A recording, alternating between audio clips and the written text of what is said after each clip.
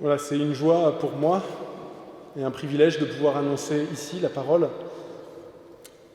dans cette occasion qui renforce nos liens et nous permet de témoigner ensemble à Saint-Ambrois. Alors, ça a été pour moi un défi quand Christophe Desplanques m'a imposé le passage sur lequel je devais prêcher. Non. Il m'a dit, voilà ce que je te suggère, et sinon tu m'informes.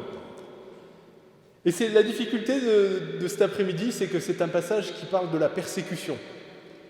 Et c'est un sujet qui est un sujet difficile. Et je me suis demandé, mais comment prêcher sur ce passage ? Qu'est-ce que le Seigneur veut nous dire ? Comment réussir à rassembler sur un passage aussi difficile ? Et puis là, ça m'est venu, c'est qu'on soit réformé évangélique, ou qu'on soit simplement évangélique, tout ça, c'est juste des étiquettes. Finalement, ce qui nous rassemble, ce n'est pas des étiquettes. Ce qui nous rassemble, c'est une personne. Et cette personne, c'est Jésus, le Christ. Il nous rassemble au-delà de toute autre appartenance. Qu'elle soit clanique, qu'elle soit familiale, qu'elle soit de confession, pour toute Église et pour tout chrétien, il n'y a pas d'autre fondement pour sa foi qu'en Jésus lui-même. Et donc je vais vous lire le texte. Et si vous avez une Bible, je vous invite à la suivre. C'est Matthieu chapitre 10 et nous allons lire 11 versets ensemble. Matthieu chapitre 10, versets 26 à 37. Matthieu chapitre 10, versets 26 à 37. Voilà ce que dit le Seigneur. N'ayez donc pas peur des gens, car il n'y a rien de caché qui ne doive être découvert, ni rien de secret qui ne doive être connu. Ce que je vous ai dit dans les ténèbres, répétez-le en plein jour, et ce qui vous est dit à l'oreille, proclamez-le sur les toits. N'ayez pas peur de ceux qui tuent le corps, mais qui ne peuvent pas tuer l'âme. Craignez plutôt celui qui peut faire périr et l'âme et le corps dans la géhenne, c'est-à-dire en enfer. Ne vend-on pas 2 moineaux pour une petite pièce ? Cependant, pas un moineau ne tombe à terre sans l'accord de votre Père. Savez-vous que vos cheveux sont tous comptés ? N'ayez pas peur, vous valez plus que beaucoup de moineaux. C'est pourquoi toute personne qui se déclarera publiquement pour moi, je me déclarerai moi aussi pour elle devant mon Père qui est aux cieux. Mais celui qui me reniera devant les hommes, je le renierai moi aussi devant mon Père céleste. Et Jésus poursuit, il dit « Ne croyez pas que je sois venu apporter la paix sur la terre. Je ne suis pas venu apporter la paix, mais l'épée. Car je suis venu mettre un sujet de division entre l'homme et son père, entre la fille et sa mère, entre la belle-fille et sa belle-mère. Et l'on aura pour ennemis les membres de sa famille. Celui qui aime son père ou sa mère plus que moi n'est pas digne de moi. Celui qui aime son fils ou sa fille plus que moi n'est pas digne de moi. » Voilà la lecture de la parole de Dieu. Jusque-là, la parole du Seigneur.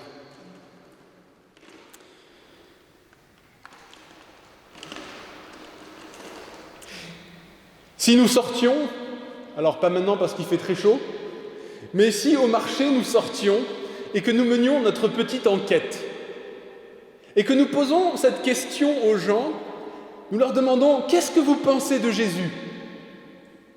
Est-ce que Jésus, pour vous, ce nom, ça vous évoque quelque chose de plutôt positif ou quelque chose de négatif ?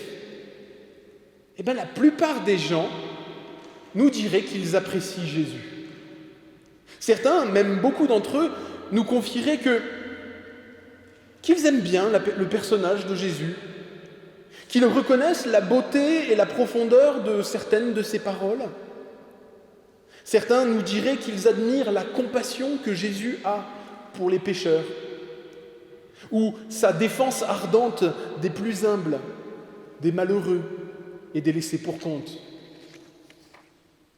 Oui, beaucoup dans notre société, même aujourd'hui en 2023, sont prêts à admettre que Jésus est une très belle personne, ou plus exactement, était une très belle personne, qui était doté d'un grand cœur et d'une grande intelligence, et que même pour aujourd'hui, il demeure un exemple de moralité et d'humanité. Toutes ces bonnes opinions sur Jésus, eh bien, j'ai envie de dire, c'était déjà un peu le cas à l'époque où Jésus foulait de ses pieds la terre d'Israël. Puisqu'on nous raconte, les évangiles nous disent que les foules s'assemblaient pour venir à sa rencontre et pour l'écouter.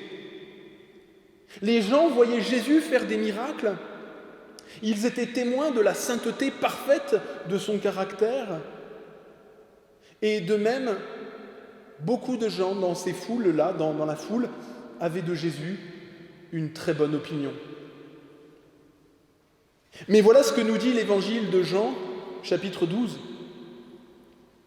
Malgré tant de miracles que Jésus avait faits en leur présence, ils ne croyaient pas en lui. Autrement dit, très peu de gens, même dans cette foule de gens qui appréciaient Jésus et qui le suivaient, avaient vraiment placé leur foi en lui. Et ce qui est touchant, je pense, quand on voit le caractère du Christ, quand on voit le Seigneur et ses paroles, on réalise que très souvent, il se dissocie de la foule. Il fait comprendre que peu lui importe finalement qu'il soit suivi par une foule ou que par quelques-uns. Jésus ne voulait pas et ne veut toujours pas que des gens mal renseignés aient une bonne opinion de lui. Ça ne l'intéresse pas. Parce que simplement, Jésus n'est pas venu sur la terre pour fonder un fan club. Ce n'était pas son intention. Ce n'est pas pour lui quelque chose de valeur que les gens l'apprécient, mais reste finalement à la porte sans rentrer dans la vie éternelle. Jésus s'est présenté comme le seul véritable berger, celui qui est venu chercher les brebis qui étaient perdues. Il s'est présenté comme le seul véritable médecin capable de soigner les malades spirituels que sont les êtres humains. Et ce que Jésus voulait, hier, il le désire encore puisqu'il est vivant, ce sont des cœurs d'hommes et de femmes qui, aujourd'hui comme hier, le reconnaissent encore comme le Seigneur et qui, avec foi et confiance, remettent leur vie entre ses mains percées par les clous. Le cœur de Jésus était ému en voyant ces foules, pour diverses raisons, mais aussi parce qu'il détestait voir ce malentendu, cette confusion. Cela lui blessait son cœur de voir des gens qui l'appréciaient, mais qui ne croyaient pas en lui. Il a dit un moment à un jeune homme, il lui a dit « Tu n'es pas loin de la vie éternelle. Tu n'es pas loin, mais c'est-à-dire tu n'y es pas encore. » Et c'est pourquoi Jésus, dans les évangiles, et c'est souvent des passages qui nous troublent ou qui nous choquent, on ne comprend pas pourquoi Jésus réagit souvent de cette manière-là. Souvent, Jésus a des paroles parfois dures, des paroles de mise en garde et d'avertissement, précisément parce qu'il voit ces foules et ces gens qui sont attirés par lui.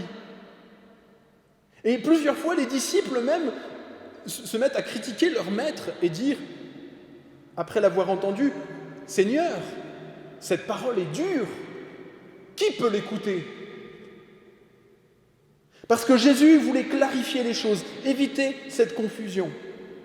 Et c'est exactement dans un de ces passages que c'est à cela que correspond le passage que nous avons eu la grâce d'écouter. Si quelqu'un vient à moi, qu'il ne me préfère pas à son père, à sa mère, à sa femme, à ses enfants, à ses frères et sœurs, et même à sa propre vie, il n'est pas digne de moi. Il ne peut pas se considérer vraiment comme mon disciple. Ce qui nous amène, je ne sais pas si vous, ça vous choque, mais moi ça me choque. Qui est Jésus pour oser nous demander une telle chose ? Pour qui se prend-il pour oser nous demander de l'aimer lui, plus que notre femme, plus que nos enfants, plus que nos parents ? Mais pour qui se prend-il ? Il nous demande d'être prêts à mourir pour lui ? N'est-ce pas Poutine et tous les dictateurs qui osent demander des choses pareilles ? Jésus, au verset 22, dit, du même chapitre, toujours au chapitre 10, dit « Vous serez détestés de tous à cause de mon nom. Mais celui qui persévérera jusqu'à la fin sera sauvé. » Et il dit encore ce que nous avons lu, « Toute personne qui se déclarera publiquement pour moi, je me déclarerai moi aussi pour elle devant mon Père céleste, mais celui qui me reniera devant les hommes, je le renierai moi aussi devant mon Père céleste. » Ça veut dire que Jésus est en train de conditionner ici directement le pardon, le salut et la vie éternelle à notre attachement à lui et notre confiance, et la confiance que nous lui faisons. Et les évangiles nous rapportent qu'à chaque fois, les foules qui suivaient Jésus sans vraiment savoir, juste qui avaient une bonne opinion parce qu'il faisait des miracles, et qui le suivaient parce qu'il multipliait le pain, réalisaient et se posaient la question, mais qui est cet homme ? Mais ce Jésus, qui est-il pour oser parler ainsi ? N'est-il pas Jésus de Nazareth, le fils de Joseph, le charpentier ? Et c'est pourquoi Jésus posait régulièrement cette question à ses disciples. Question que nous sommes tous appelés à nous poser et à poser aux gens autour de nous. Jésus disait, « Vous, qui dites-vous que je suis ?» La plupart des gens, surtout notamment en dehors de l'Église, voudraient ne voir en Jésus qu'un rabbin sympathique, un homme qui partageait ses opinions, ses bons conseils de vie. Mais le Jésus que les évangiles nous présentent est un tout autre Jésus. C'est un Jésus qui affirme être le seul Messie, le Fils unique de Dieu, le Seigneur et Sauveur à qui tous les êtres humains doivent confiance et obéissance. Et c'est pour ce Jésus-là, ce Jésus des évangiles, que nos ancêtres communs dans la foi ont enduré les coups, les lions, les brimades. Et il y a 2 siècles, 3 siècles maintenant, ou 4 siècles, les exils, la tour de Constance et les galères du roi.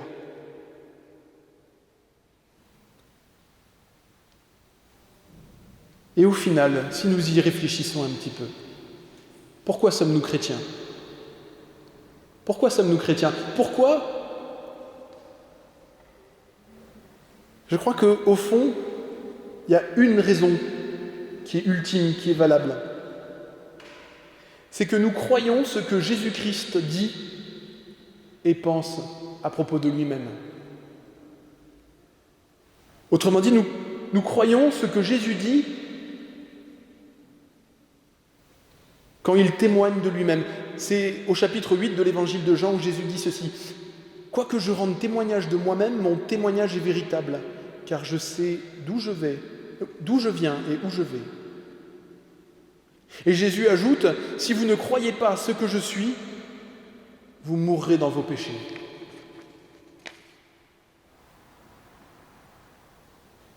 Quel contraste saisissant avec tous les précédents prophètes.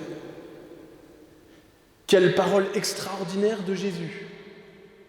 Vous voyez la différence avec tous les prophètes avant, c'est que les prophètes, systématiquement, ceux qui n'étaient que des hommes, quand ils annonçaient un message, ils se sentaient toujours impurs, impropres, indignes. Moïse suppliait, disait « Ne m'envoie pas, je suis incapable ». Paul disait « Je suis le pire des pécheurs ». Ésaïe disait « Je suis indigne devant le Dieu très haut ». Mais Jésus ne se contente pas seulement d'apporter un enseignement, ou plus exactement, son enseignement n'est autre que la révélation de sa propre personne.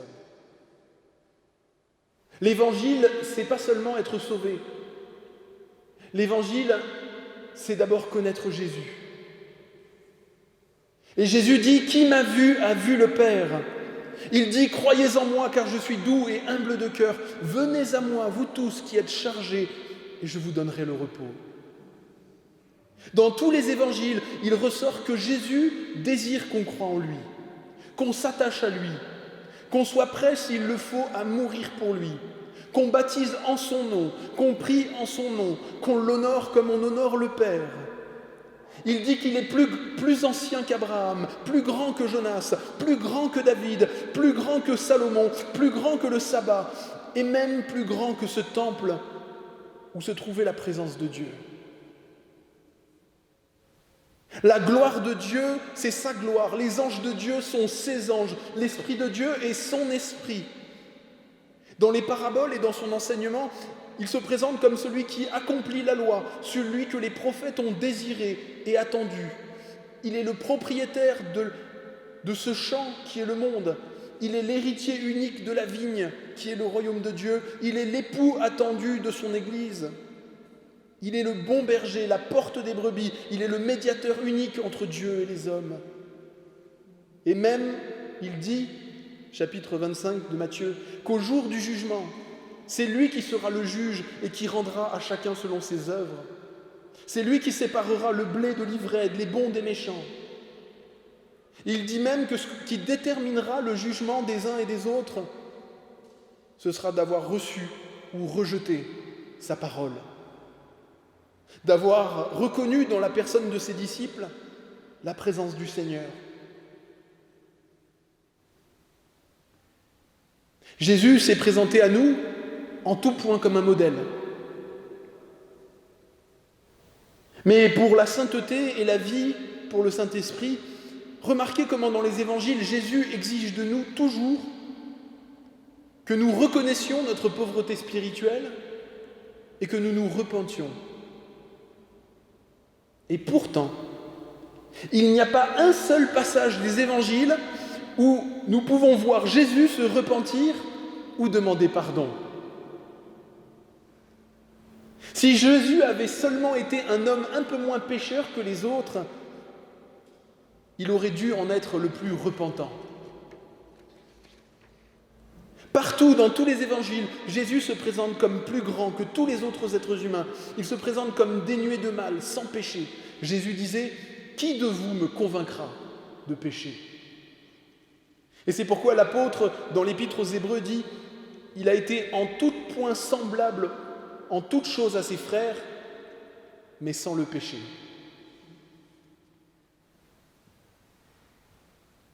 Ce qui nous ramène à la question que Jésus nous a posée. Qui dites-vous que je suis, dit le Seigneur. Et où trouverons-nous la réponse? Ces paroles, ces paraboles, ces miracles, ce n'est pas les disciples qui les ont inventés. Tout cela, Jésus l'a bien dit, tout cela, Jésus l'a bien fait. Et si nous voulions faire plaisir au monde et donner et aller dans le sens du monde et des gens qui ne croient pas, et que nous enlevions des évangiles tous les discours, tous les miracles où Jésus implique sa seigneurie, sa divinité, ou le fait qu'il se percevait sans péché, il ne resterait rien. Rien des discours de Jésus, rien des miracles de Jésus, rien des paraboles de Jésus. Il ne resterait pas une phrase de celui qui a dit « Le ciel et la terre passeront, mais mes paroles ne passeront pas. »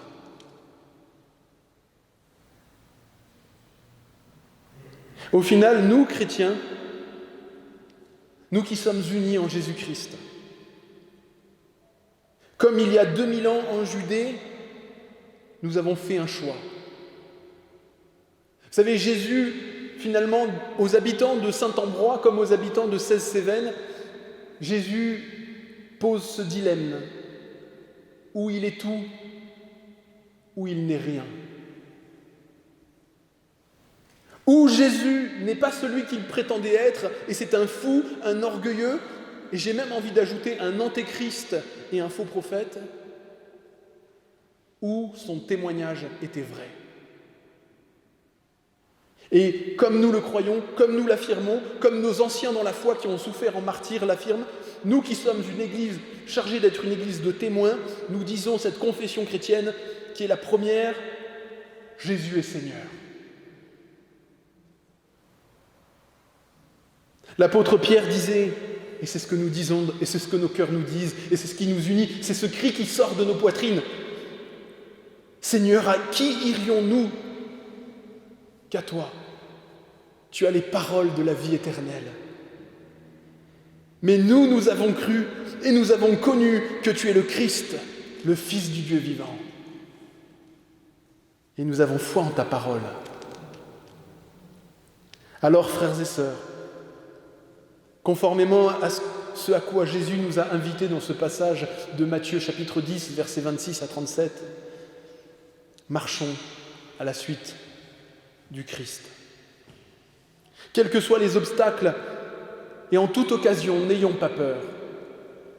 Ne redoutons pas de professer publiquement son nom et d'affirmer partout que Jésus est notre Seigneur et qu'il est le Seigneur tout court. Beaucoup ne croient pas, et cela peut-être en démoralise certains. Mais pour nous, nous croyons que Jésus-Christ est le Seigneur et qu'il est celui qui a donné sa vie pour nous. L'apôtre Jean, dans sa première lettre, cette lettre sublime dans laquelle il parle de l'amour et où il dit que Dieu est amour, il dit ceci: nous avons connu l'amour avec un grand A en ce qu'il a donné sa vie pour nous, et nous aussi nous devons donner notre vie pour les frères.